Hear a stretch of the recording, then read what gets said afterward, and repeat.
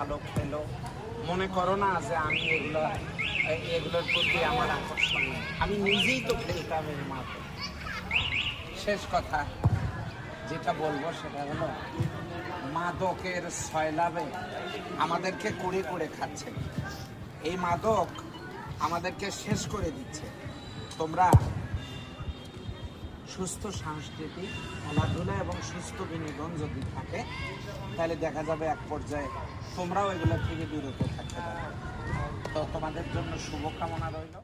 বিভিন্ন ক্লাব থেকে লিগামেন্ট ছিঁড়ে যাওয়ার কারণে 3 বছর থেকে সে আবার কামব্যাক করছে।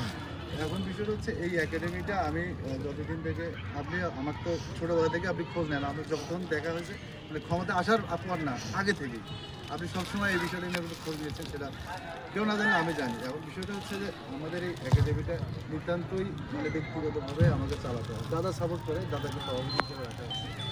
এখন যে বিষয়টা আমি আপনাকে বলে যাচ্ছি, আমাদের প্লেয়ার বিভিন্ন ক্লাবে ঢাকায় আজকে কিন্তু আমাদের প্রায় 16টা প্লেয়ার কিন্তু বিভিন্ন জায়গায় খেলতে গেছে, মানে বিভিন্ন ক্লাবের হয়ে সব খেলতে গেছে।